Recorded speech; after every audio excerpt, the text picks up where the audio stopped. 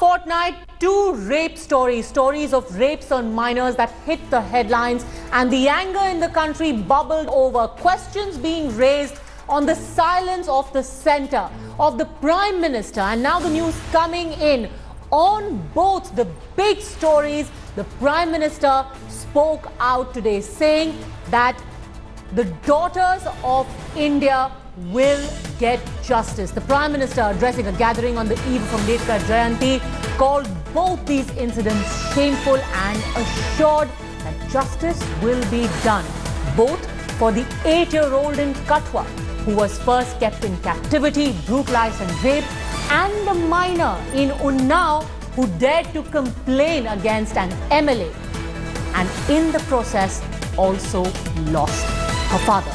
The Prime Minister today spoke. हम सब इसके लिए शर्मसार हैं। देश के किसी भी राज्य में, किसी भी क्षेत्र में होने वाली ऐसी वारदातें हमारी मानवीय संवेदनाओं को झकझोर देती है।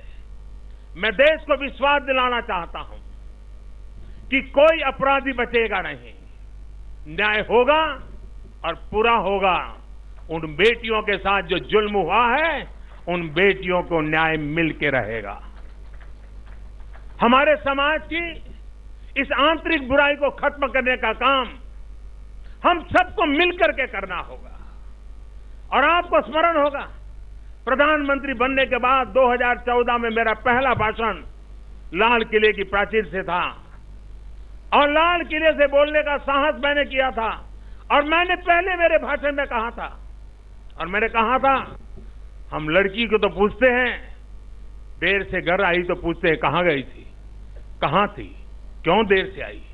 मैंने कहा कि लड़कियों पूछने वाले माँ बाप से मैं कहने चाहता हूं, अपने लड़कों से पूछो वो कहां गया था, रात देर से क्यों आया। ये माताओं बहनों पर जो जुल्म होते हैं, किसी न किसी माँ का वो बेटा होता है। और इसलिए एक सामाजिक संवेदना, ये हम सबका दायित्व बनता है। हम सब ने मिलकर के हमारी इन समाज की बुराइयों से लड़ना है और गुनहगारों को सख्त से सख्त सजा हो, ये हम सबकी जिम्मेवारी है। और भारत सरकार उस जिम्मेवारी को पूरा करने के लिए कोई कोताही नहीं होने देगी, ये मैं देशवासियों को विश्वास दिलाना चाहता हूं। Pooja, very significant that here was the Prime Minister who has been attacked by the opposition for keeping silent, not just speaking, but speaking in anger.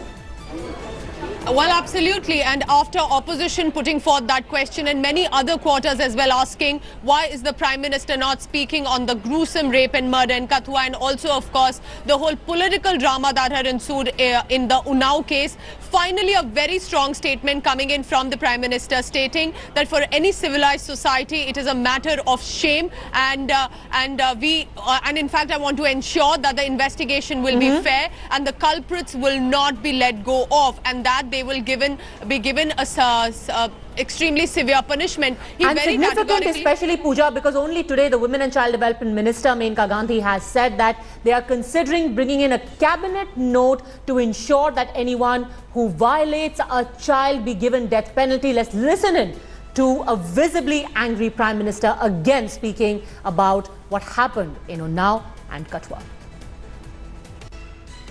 हम सब इसके लिए शर्मसार है। देश के किसी भी राज्य में, किसी भी क्षेत्र में होने वाली ऐसी वारदातें हमारी मानवीय संवेदनाओं को झकझोर देती है। मैं देश को विश्वास दिलाना चाहता हूं कि कोई अपराधी बचेगा नहीं, न्याय होगा और पूरा होगा। उन बेटियों के साथ जो जुल्म हुआ है, उन बेटियों को न्याय मिल के रहेगा। हमारे समाज की इस आंतरिक बुराई को खत्म करने का काम हम सबको मिलकर के करना होगा। और आपको स्मरण होगा, प्रधानमंत्री बनने के बाद 2014 में मेरा पहला भाषण लाल किले की प्राचीर से था और लाल किले से बोलने का साहस मैंने किया था।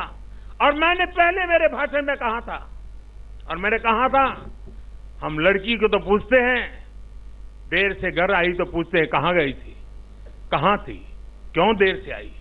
मैंने कहा कि लड़कियों पूछने वाले माँ बाप से मैं कहने चाहता हूं, अपने लड़कों से पूछो वो कहां गया था, रात देर से क्यों आया। ये माताओं बहनों पर जो जुल्म होते हैं, किसी न किसी माँ का वो बेटा होता है। और इसलिए एक सामाजिक संवेदना, ये हम सबका दायित्व बनता है। हम सब ने मिलकर के हमारी इन समाज की बुराइयों से लड़ना है और गुनहगारों को सख्त से सख्त सजा हो, ये हम सबकी जिम्मेवारी है। और भारत सरकार उस जिम्मेवारी को पूरा करने के लिए कोई कोताही नहीं होने देगी, ये मैं देशवासियों को विश्वास देता हूं। Thanks for watching the video. For more such news and updates, please like, share and subscribe to India Today. Also check out our other great videos from our channel. We know you will love to.